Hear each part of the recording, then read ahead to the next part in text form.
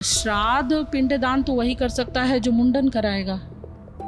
चलिए किन्नर के लिए तो छोड़ दीजिए, वो भाई देव योनि में आते हैं, लेकिन वो तो किन्नर नहीं है ना मुंता कुलकर्णी। एक अभिनेत्री, फिर आपराधिक इल्ज़ाम, फिर वो अध्यात्म के मार्ग में आ गई। बहुत अच्छी स्क्रिप्ट बन जाएगी, बहुत अच्छी स्टोरी बन जाएगी।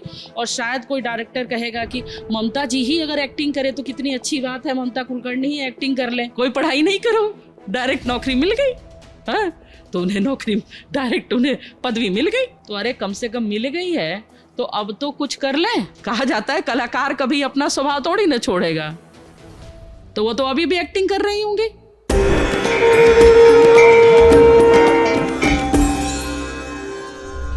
किसी ने मुझसे पूछा कि प्रयागराज और बाकी शहरों में क्या अंतर है। पता नहीं कहाँ से मेरे मन में जवाब आया। मैंने कहा प्रयागराज और बाकी शहरों में वही अंतर है जो एक शिक्षक और एक आचार्य में होता है। बोले ऐसा क्यों? बोले कि शिक्षक और आचार्य में क्या अंतर होता है? मैंने कहा शिक्षक वो होता है जो शिक्षित करता है, आचार्य वो है जो दीक्षित करता है। और ये प्रयागराज की जो भूमि है ये दीक्षित कर देने वाली भूमि है, क्योंकि यहाँ पे तमाम साधु संत नागा आते हैं, दीक्षा लेते हैं। और ऐसी ही दीक्षा लेकर के बहुत दिनों से साध्वी जीवन व्यतीत कर रही योग योगेश्वरी यति जी हमारे साथ हैं, जो हमें ये जो साधना है, इस साधना से अखाड़े का संबंध और अखाड़ों में बनने वाले मंडलेश्वर, महामंडलेश्वर, आचार्य मंडलेश्वर, महामंडलेश्वर की यात्रा क्या होती है, उस यात्रा के बारे में हमें बताने वाली है। ये यात्रा जानना इसलिए भी ज़रूरी है क्योंकि कोई भी ऐसे आकर के महामंडलेश्वर बन जाता है तो उसको लेकर के सवाल उठता है, और उस सवाल पर बात क्यों होना ज़रूरी है, इसी बातचीत के क्रम में आपको अभी थोड़ी देर में पता चल जाएगा। नमस्ते, अभिनव पांडे आपका दोस्त वापस से कुंभ में आ गया हूँ, और साध्वी जी ने समय दे दिया। मैं आपको साध्वी जी कह के पुकारूं, चलेगा? ये मैं जब आपसे बात कर रहा हूँ तो मौनी अमावस्या से ठीक पहले की रात है, और ये कुंभ है अब अपने पूरे प्रवास पे है। मौनी अमावस्या इतनी महत्वपूर्ण क्यों है? इतनी ज्यादा भीड़, इतना ज्यादा सैलाब बाकी दिनों से बहुत अलग है। पहले तो सभी को ओम नमो नारायण। मकर संक्रांति पौष की पूर्णिमा से शुरू होकर के माघ की पूर्णिमा का तक कल्पवास चलता है, और मौनी अमावस्या मध्य का समय आ गया है। मतलब जो कल्पवासी साधना करने वाले हैं वो अपनी साधना के मध्य में पहुंच चुके हैं। और मौनी अमावस्या कहा जाता है बाह्य जगत से मौन हो जाइए और अंतर मन में चिंतन करिए। अगर सही योगी, सही साधक होगा तो वो जो है जुबान से चर्चा, जैसे हंगामा नहीं करेगा, शोर नहीं करेगा, वो एकांत धारण करेगा, वो मौन होकर आत्मचिंतन, आत्म मंथन करेगा। अपने जीवन का उसका क्या उद्देश्य है, वो संसार में आया क्यों है, उसका क्या उसको करना चाहिए, क्या प्राप्त करने के लिए वो आया है इस संसार में। तो ये वो समय होता है जिस समय, ऐसे देखिए पूर्णिमा के समय जहाँ पर प्रकाश होता है, जो संसार की गति है, जो प्रकृति की जो गति है वो तेज रहती है। जहाँ उजाला हुआ दिन तेज चले, रात्रि होती है ठहर जाता है, मतलब अमावस्या अंधेरा, चांद नहीं दिखेगा। तो ऐसे में गति धीमी हो जाती है, मतलब आप कुछ देर ठहरिए, अपने लिए भी विचार करिए। इस आपाधापी की जिंदगी में भागते फिर रहे हैं आप, दिन रात, सुबह से उठते हैं, क्या करना है क्या नहीं, क्या कमाना है, बच्चे पालने, उसी में लगे हुए हैं, कुछ पाने की लालसा में लगे, लेकिन अंदर भी कुछ पाना है, अंदर भी उतरना है, अंदर भी डुबकी लगाना है। तो मुझे लगता है कि मौनी अमावस्या साधना के मध्य में पहुंच करके अंदर जपते जपते जपते मौन हो जाना। पौष की पूर्णिमा से शुरू होकर पहले हमने जपना शुरू किया, जपते जपते जो शब्द हैं हमारे अंदर रह जाएं और हमारे होठ न हिले, तब जाके हम ठहरेंगे, तब जाके हम अपने आप को समझेंगे। तो आत्मचिंतन, आत्ममंथन का ये मौनी अमावस्या पर्व है। और इस पर्व में मेरा ये अनुभव भी है, पहले भी जो कुंभ के स्नान में मैंने अनुभूति की है कि वास्तव में आकाश में सभी श्रद्धालु तो आते ही हैं पूरी देश दुनिया से, लेकिन साथ ही अदृश्य रूप से ऋषि मुनि, देवी देवता, यक्ष गंधर्व अप्सरा सभी आते हैं। ऐसी मेरी स्वयं की अनुभूति रही है। मौनी अमावस्या के ही दिन 2019 के कुंभ में मैंने इस बात की अनुभूति की कि मुझे एक जटाधारी साधु के दर्शन हुए थे और मैं स्नान करने जा नहीं रही थी, और जैसे ही मुझे दर्शन हुए मैं उठ के स्नान करने, जैसे कोई शक्ति ने कहा नहीं, तो ये लगा कि हाँ ये वो समय है। तो जब आप अपने में स्थिर हो जाएंगे, स्वयं मौन होकर के सिर्फ उसका चिंतन करेंगे, तो जो आकाश में विचरण करने वाले, वो जो विचरण करे वो शक्तियां हैं, वो हो सकता है आप उनसे जुड़ जाएं, कनेक्ट हो जाएं। तो एक साधक के लिए सबसे उत्तम ये दिन होता है। अच्छा, ये मौनी अमावस्या का अपना महत्व है। मैं ये भी जानने में दिलचस्पी रखता हूँ, क्योंकि आप महामंडलेश्वर हैं जूना अखाड़े की, तो ये साध्वी जीवन की यात्रा शुरू कैसे होती है और कोई महामंडलेश्वर बनता कैसे? क्योंकि बीते दिनों आपने अगर न्यूज़ देखी हो, पता नहीं आप लोग न्यूज़ देखते हैं या उतना नहीं देख पाते, एक अभिनेत्री हैं ममता कुलकर्णी, वो आकर के यहाँ पे किन्नर अखाड़े की महामंडलेश्वर बनती हैं। तो वो थोड़ी सी जर्नी बताइए मुझे। पहले तो कोई भी अगर साधु बनना चाहता, साधु साध्वी बनना चाहता है, तो ये मुझे ऐसा लगता है कि जो साधु का जीवन है सही मायने में योजनाबद्ध नहीं होना चाहिए। ये ईश्वर की विशेष कृपा होती है, ये चमत्कृत एक अलौकिक वरदान होता है, वो अपने आप घटित होता है। जैसे एक बच्चा जन्म लेता है, जन्म लेने का समय, ऐसा डॉक्टर आज के समय कह देते हैं कि भाई इतने दिन में डिलीवरी हो सकती है, लेकिन फिर भी जो एग्जैक्ट टाइम डॉक्टर नहीं बता सकता है। अगर नॉर्मल डिलीवरी हो तो बच्चा कब किस समय, तभी उसकी जन्म पत्री बनती है कि हाँ बच्चा इस ग्रह में और ऐसे इस लग्न में जन्म लिया। वैसे ही जो साधु का जीवन होता है वो तय करके, निश्चित करके, योजनाबद्ध तरीके से तो नहीं होना चाहिए। योजनाबद्ध तरीके से तो आप अपने सांसारिक कार्यों के लिए योजना बना सकते हैं। आज क्या बनेगा, आज क्या पहनेंगे, कल क्या पढ़ेंगे, कहाँ नौकरी करने जाएंगे, कैसे कमाएंगे, या जो कमा रहे हैं वो घर कैसे चलाएंगे, ये तो योजनाबद्ध। साधु का जीवन योजनाबद्ध तरीके से नहीं होता है। तो जब ठीक है ईश्वर की कृपा हो जाए और भाव विचार वैसा हो ही जाए, तो एक गुरु, जैसे बड़े हमारा अखाड़ा है, लेकिन एक गुरु चाहिए, एक आध्यात्मिक गुरु चाहिए। जैसे आपने कहा कि आचार्य दीक्षा देता है, तो कोई दीक्षा देने वाला कोई गुरु होना चाहिए। तो उसकी शरण में जाते हैं, फिर संस्कार होते हैं, मुंडन होता है, श्राद्ध पिंडदान होता है, और फिर गुरु से मंत्र मिलता है। जैसे हमारे अखाड़े में हमारे आचार्य श्री जी हैं, सभी को मंत्र देते हैं। तो ये एक प्रक्रिया है। और रात दिन, जैसे देखिए दिन में मुंडन हुआ और सब बैठ करके गंगा जी के तट पर बैठ के जप कर रहे, ध्यान कर रहे, फिर ध्वजा तक जा रहे, ध्वजा के पास जाके वहाँ भी ओम नमः शिवाय, हर हर महादेव का जप निरंतर चलते रहना चाहिए। और फिर मध्य रात्रि में, प्रातः बेला में जो भी तिथि मुहूर्त निकलता है उसमें मंत्र दिया देते हैं आचार्य श्री जी। तो ऐसे एक पूर्ण रूप से कर्मकांड के द्वारा एक सन्यासी व्यक्ति बन जाता है। उसके बाद महामंडलेश्वर है। अब जब हम सन्यासी हो जाते हैं, फिर अपने साधना, तप, ध्यान, स्वाध्याय में आगे बढ़ते हैं, धीरे धीरे अपने को परिपक्व करते हैं, गुरु की कृपा प्राप्त करते हैं। जब गुरु को ये लगता है कि नहीं नहीं, मेरा ये शिष्य अब इसका पात्र हो चुका है, इस लायक हो चुका है, उसमें कुछ एक अलग समझ है, वो अच्छा आज कुछ सिद्धि प्राप्त कर लिया, विद्वान है, सभा में कुछ बोल सकता है, कुछ कर सकता है, समाज के लिए कुछ कर सकता है, तो उसे फिर वो अखाड़े में गुरु ही कहते हैं कि भाई अब इसको हम चाहते हैं मेरे शिष्य को महामंडलेश्वर बनाया जाए, वो बात रखते हैं। लेकिन गुरु चाहिए कहने वाला है, तो गुरु की बात को अखाड़ा मानता है और फिर वहाँ से उसको महामंडलेश्वर पद से उसको उपाधि दी जाती है और आचार्य श्री जो चादर चढ़ाते हैं और घोषणा करते हैं उसकी।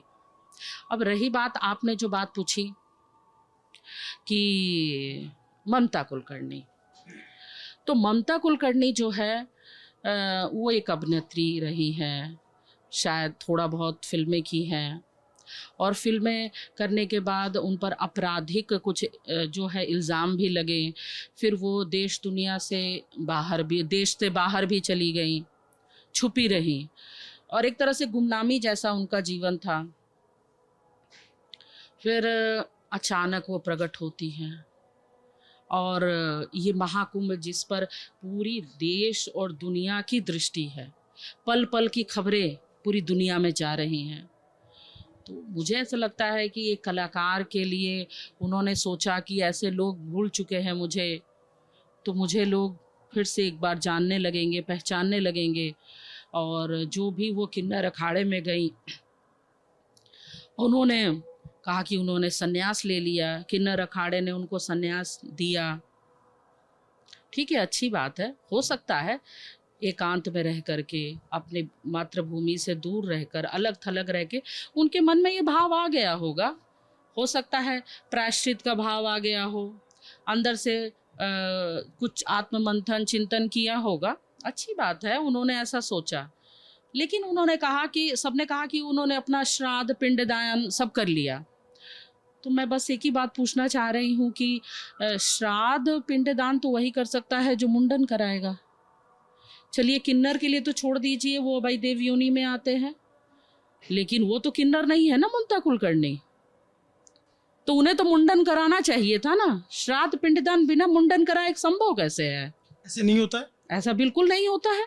किसी भी आप बड़े से बड़े आचार्य, बहुत चाहे वो किसी विश्वविद्यालय से पढ़े हो, कोई आचार्य हो, आप पूछ लीजिए किसी से, कैसे कोई श्राद्ध पिंडदान बिना मुंडन कराए कैसे कर सकता है? तो ये बातें मुझे समझ नहीं आ रही हैं कि ये क्या उनकी योजना है। और जैसे मेरा तो यही कहना है कि हो सकता है कि कुछ समय के बाद उनकी एक अच्छी कहानी बन जाए। एक अभिनेत्री, फिर आपराधिक इल्ज़ाम, फिर वो अध्यात्म के मार्ग में आ गई, बहुत अच्छी स्क्रिप्ट बन जाएगी, बहुत अच्छी स्टोरी बन जाएगी।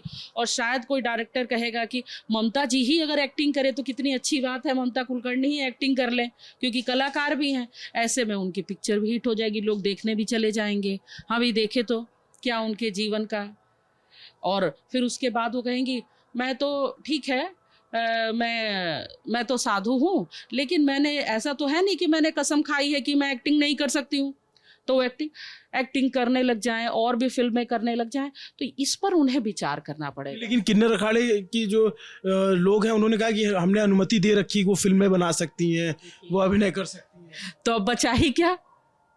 अब बचा ही क्या? अब वो मुंडन भी नहीं कराई, बिना मुंडन कराए श्राद्ध पिंडदान। आप लोगों का मुंडन हुआ था जब? बिल्कुल, मेरा मुंडन हुआ था। आप देख ही लीजिए, आज ही हमारे जूना अखाड़े की साध्वियां, उनका सभी मुंडन हुआ है। अगर आप धर्मध्वजा तनी के पास जाते हैं, आप देखिए वहां साध्वियां बैठी हुई हैं मुंडन करा के, सभी बैठी हुई हैं, भस्म लगाए शरीर में बैठी हुई हैं, नमः शिवाय, ओम नमः शिवाय का जप कर रही हैं।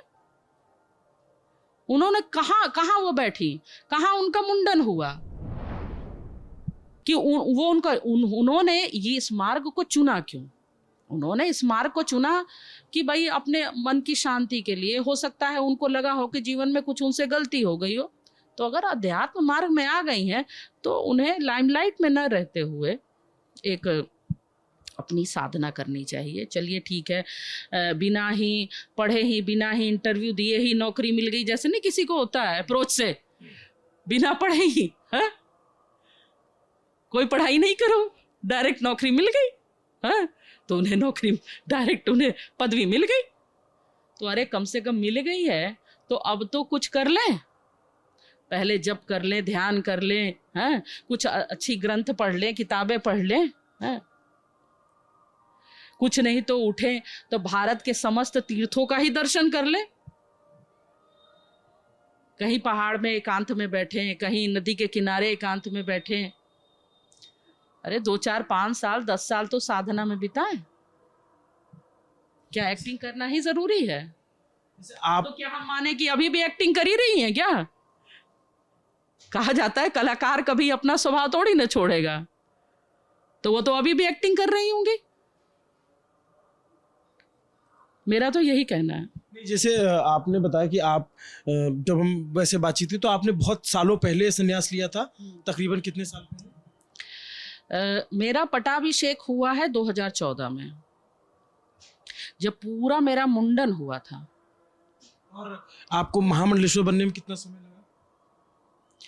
तकरीबन 10 साल, 11 साल, 11 साल। जैसे मैं यहाँ देखता हूँ, मेरा सवाल इसलिए था कि बहुत सारे श्रद्धालु आते हैं और कुछ लोग ऐसा साधुओं को मैं सुन रहा तो चर्चा भी कर रहे थे कि भाई जो महामंडलेश्वर की पदवी होती है उसमें लोगों की बड़ी आस्था होती है, लोग जाते हैं, उनसे आशीर्वाद लेते हैं।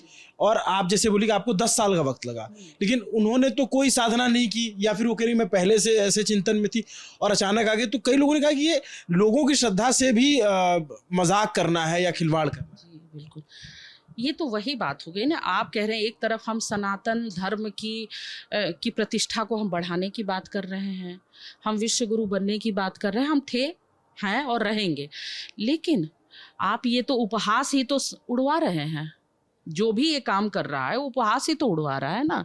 या वो स्वयं भी नहीं विचार कर रहे हैं कि इस तरह का कदम उठा करके सिर्फ कुंभ में, पहले भी कुंभ में, अनेक कुंभों में देखा गया है कि कुछ लोग अपने को लाइमलाइट में लाने के लिए, पब्लिसिटी में लाने के लिए कुछ ना कुछ हरकतें करते हैं कुंभ में आकर। इसका फ़ायदा, ये महाकुंभ जो है ये हमारे अपने अंदर के अध्यात्म को जगाने के लिए है, ना कि इसका उपहास उड़ाने के लिए। अगर हम सही सनातनी हैं, सही हिंदू हैं, तो हम इसका उपहास ना उड़ाएं, हम अपनी परंपराओं का ऐसा खिल्ली ना उड़वाएं। मेरा तो यही कहना है। इस पे जो है इसको लेकर के बहुत सारी चर्चाएं हैं। मेरी एक इच्छा और थी आपसे जानने के लिए कि जैसे आप तो दीक्षा देती हैं, आपकी बहुत सारी शिष्याएं होते हैं, लोग आते हैं, क्या जैसे हमने देखा है कुंभ में हम देखते हैं नागा साधुओं को, क्या महिलाएं भी नागा होती हैं? जी बिल्कुल। नागा साधु पुरुष और नागा साध्वी महिला होती हैं, और बिल्कुल, लेकिन उनका जो संस्कार होता है सन्यास का, वो बिल्कुल एक समान दोनों का ही होता है। पंचगुरु संस्कार होता है, मुंडन होता है, श्राद्ध पिंडदान होता है, एक समान ही होता है। और वो अपने कार्य भी, जब सब कुछ वो सेम, ऐसा कोई स्त्री पुरुष का ऐसा भेद नहीं रखा गया है इसमें, ऐसा भेद कोई नहीं है कि अलग अलग उनकी कोई प्रक्रिया, ऐसा कोई भेद। महिला नागा साधु नजर नहीं आती हैं वैसे?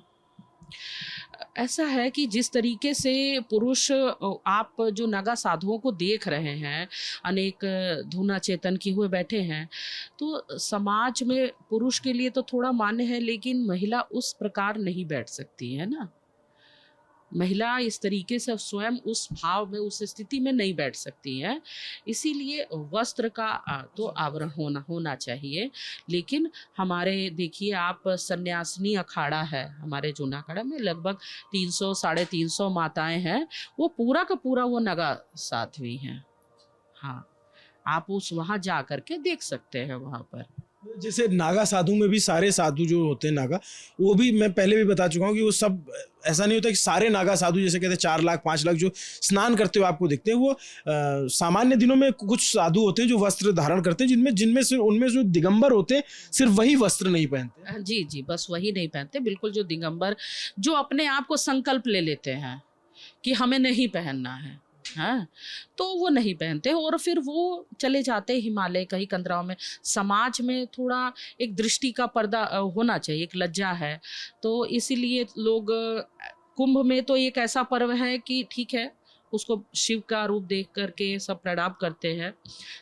लेकिन वो जो साधु हैं वो चले जाते हैं हिमालय कंदराओं में, कहीं एकांत में, अपने मठ मंदिरों में कहीं एकांत में रह के अपना समय बिताते हैं और साधना करते हैं। वो समाज में कम आते हैं। तो ये हमारी बातचीत आगे भी जारी रहेगी इस क्रम में। अभी चूंकि शाही स्नान होने वाला है और उस समय जो है हमने समय मांगा है कि हमको शाही स्नान, जो आप राजसी स्नान, अमृत स्नान जो हो रहा है, वो भी हमको आपके साथ चल के देखना है। अमृत कुंभ स्नान। तो उसके लिए भी हम इनसे समय मांग रहे हैं कि गुरुजी वो समय भी दे दीजिए। तो ये कह रही है कि ठीक है, हम अभी बात करके बताएंगे, क्योंकि वो बहुत ही पवित्र माना जाता है और जिस पथ पे साधु सन्यासी नागा चलते हैं उस पे आम लोगों को चलने की मनाही होती है। तो अब देखते हैं कि हम वो आपको कैसे दिखा पाएंगे। आपको ये पूरी बातचीत कैसी लगी कमेंट करके ज़रूर बताइएगा। नमस्ते, मेरा नाम अभिनव पांडे है, मेरे साथ कैमरे के पीछे मेरे साथी मोहन है। देखते रहिए दी ललन टॉप। शुक्रिया।